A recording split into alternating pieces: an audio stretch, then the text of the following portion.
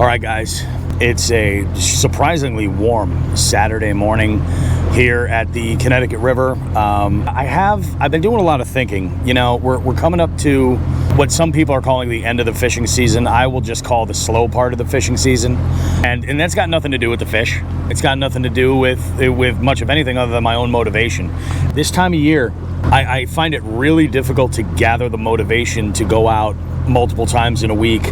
I've been working a lot on some stuff, like, you know, for the podcast, obviously, for the YouTube channel, the upcoming 300th episode. Like, we've got a lot going on, and you know, it's got me thinking about how fast this winter's actually going to go by.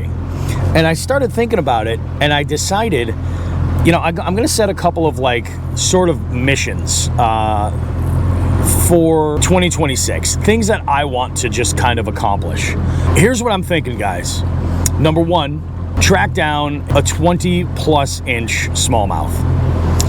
Now, I'm not going to go crazy and say it's got to be in any specific body of water, but I'm looking to break that, you know, find a 20-inch smallmouth. I'm also looking to crack, and this is a bit lofty, I want to catch a 40+ inch pike. I really do. They're amazing creatures, and I just think that's a nice sort of goal to shoot for. Most pike that I've caught have been in the sub 25-inch window, and to me, that 40-inch pike is a real, like, yes, this is a true freshwater beast. The other thing is, and this is a little bit crazy, but I'm going to take a stab at breaking the record for the largest largemouth bass in Massachusetts. And I know that sounds insane. I'm just saying that it's on the radar. I've been doing some research about that fish, and I'm going to do a separate video about that entirely, but I've done a lot of research on that specific area, the forage, what you'd essentially, you know, need to present in order to catch a fish of that magnitude. Today, we're out specifically to target pike, and I am out in what I would consider probably the spot most likely to find a decent-sized pike. I think the weather looks super fishy, like a little bit more wind, but I think we're going to see more wind as the day goes on, and I have all day today. I'm just going to chuck and wind. I'm going to try to track down a big legendary fish and, you know, see what we can put in the boat. So we'll see you guys over at the first spot.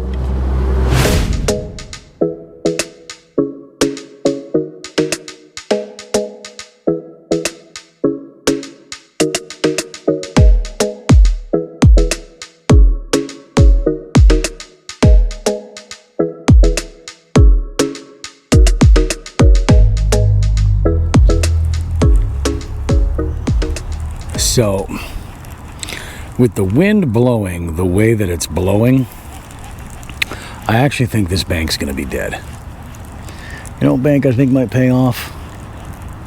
I think it's going to be that bank at the end. I'm going to motor right down to that corner, is what I think I'm going to do. And I'm going to focus on that because I have fished a lot of this bank and haven't had so much as a nibble.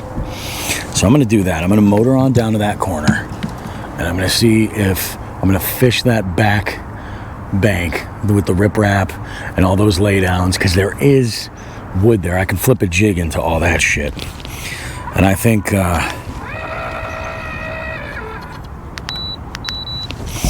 that's going to be the move. We're going to throw one of these right along here. There's some giant ass fucking bait balls. This is exactly, I knew that this was going to be the situation.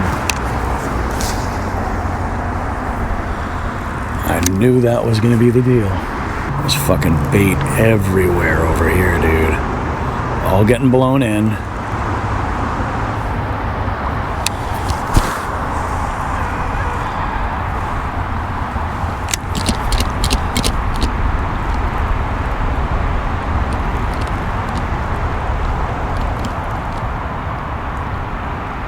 There we go. There we go.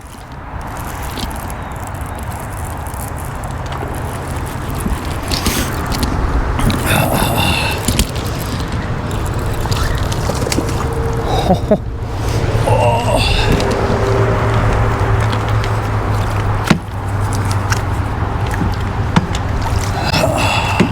a good sized fucking fish right there, buddy.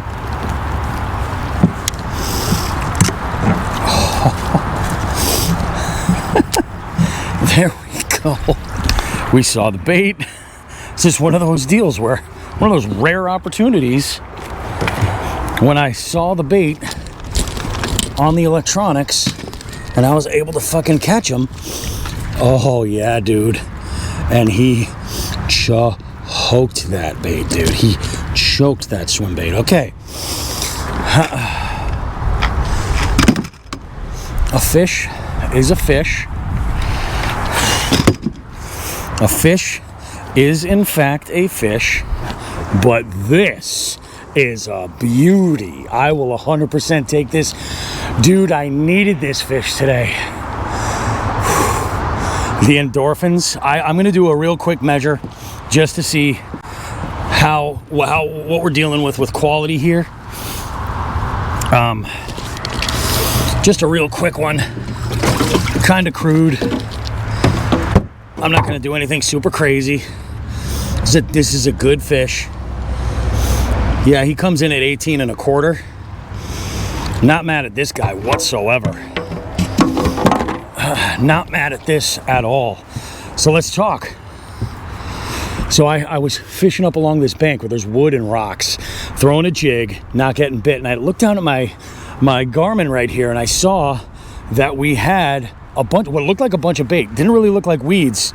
So I figured I'd make a parallel cast out about 10-15 feet. Boom. Let's send this guy back. Oh, that's a good fish. That's the kind of fish where I would be totally satisfied if that was the only one I caught today. I am absolutely hoping that's not the case. Let's keep going. Let's go. That was a big old Larry too. Oh man, that was great. And that was a little bit close to the bank.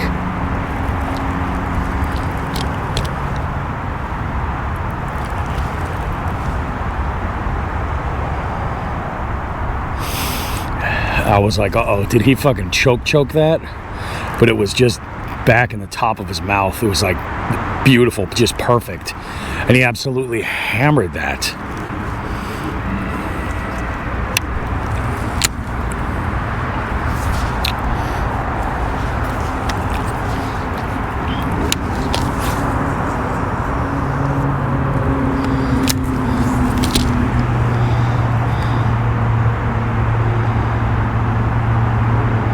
Hit the surface a couple of times. We got a little bit of depth here, so I am letting this hit the bottom, and then I'm just kind of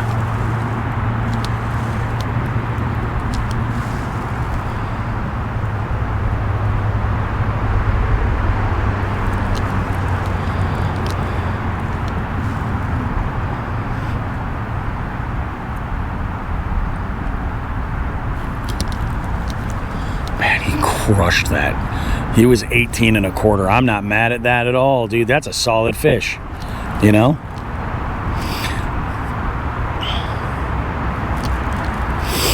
Basically, that's how I look at it.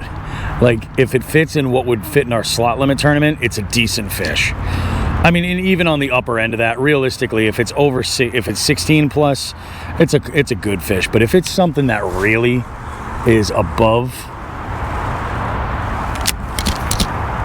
I'm only going to make 4 or 5 casts from this one spot.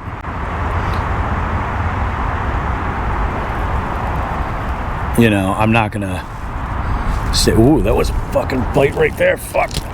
Yes.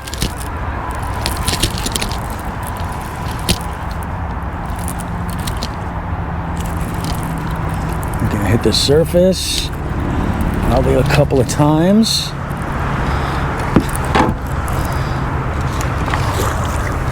Another decent one right here. Not as big, but decent for sure. And that's the thing, guys.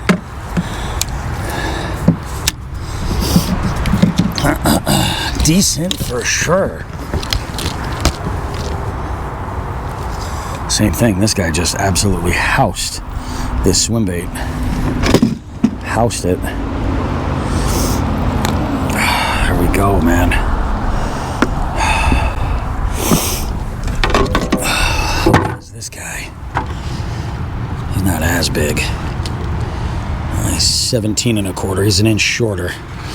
Nice. It's a good fish, man. It's a really good fish. 2 casts later. You can't be mad at that. That's only 2 casts. We're not moving until this slows down. 17 and a quarter, 1 inch smaller. Peace, Holmes. That is a pattern. Let's talk about the bait.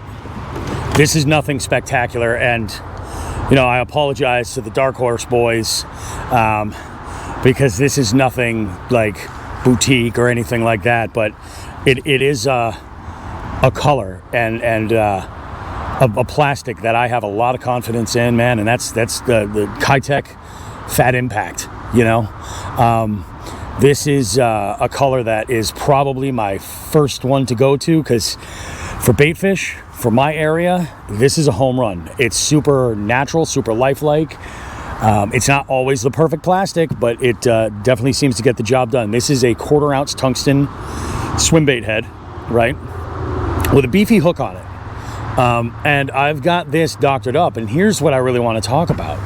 So the water here is a little bit better visibility than when I first came into the area. It was super muddy back there. So I started off throwing something with some vibration, and that was really bright. A white bladed jig. Started out throwing this. They weren't biting that, so I made a difference. I kept a little bit of vibration, and I started throwing this. Now, initially, my first thought was to start throwing this because we didn't have a whole lot of wind. We didn't have a ton of chop on the water, so I wanted to go more subtle. And I said, no, I'm going to work from the top down. And I eventually ended up here. This is how I cover the water. With this water being so dirty, what I had done was I added a little bit of spike it marker on the back, some chartreuse, just a touch, just to give it a little contrast up against the regular color of the plastic. And then to put a little highlight at the throat, I put some orange right on there. Same marker, spike it, just a different color. I put the orange on the throat as a place to kind of give a little bit of a target, give it honestly a little bit more lifelike appearance. Now, I do want to mention what I have on deck as my follow-up bait. I am throwing a HH Customs PWR XT finesse jig. Now this has a nice beefy hook on it. It's a 3/8 ounce jig, so it's got some weight. It'll get down to the bottom relatively easily, but it's not like my standard weight of a 1/2 ounce, which is going to fall much faster. I want this to fall a little bit more subtly.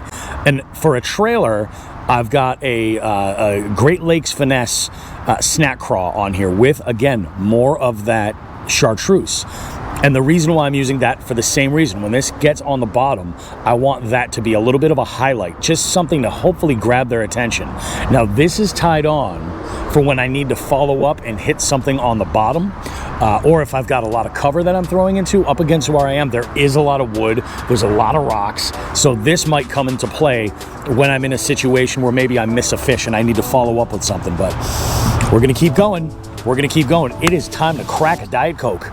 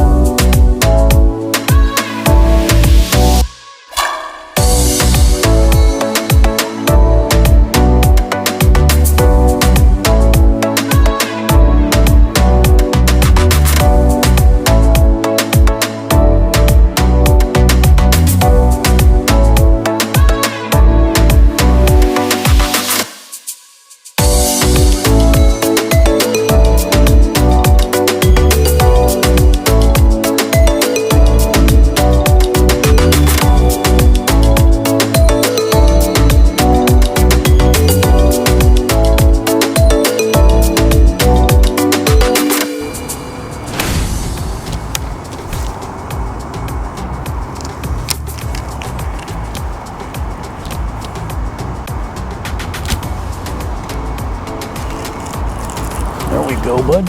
That's a decent fish.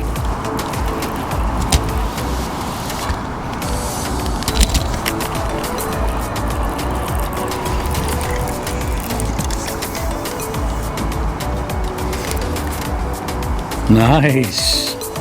Getting them both done.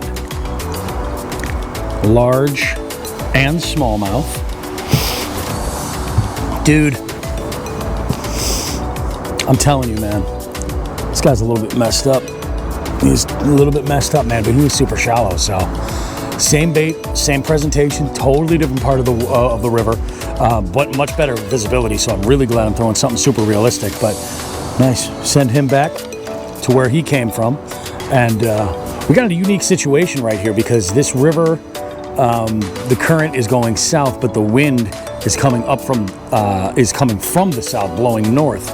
And right now I have this interesting situation where normally I can kill the trolling motor and just drift down and fish this relatively quickly, but I just stay almost perfectly still if I hit the if I kill the trolling motor. But so we're gonna motor down and just continue fishing and see what we can come up with. But sweet, that's 3.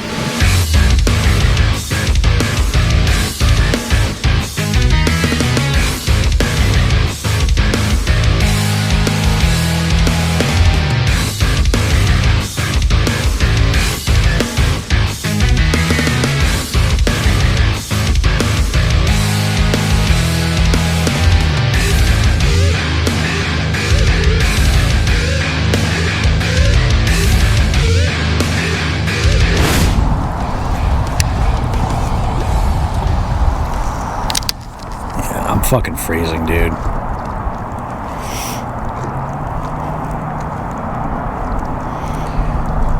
I'm fucking super cold. I'm calling it. Okay, guys. It is, what time is it? It's going on 3:30. And I'll tell you what, today I got out, sun was up for a couple hours.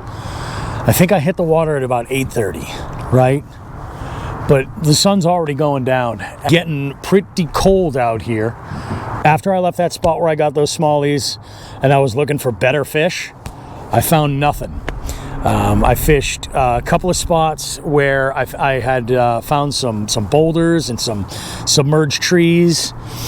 I fished this bank over here, has a bunch of rock and wood coming off, and a nice deep ledge right off of the bank. But man, I couldn't find it. I haven't even been marking anything. And then I found, I don't know if you can see it, but right over here, there's a giant log just chilling, lay down. Oh, this is normally all underwater. You never ever would see this, so it's just kind of crazy, man.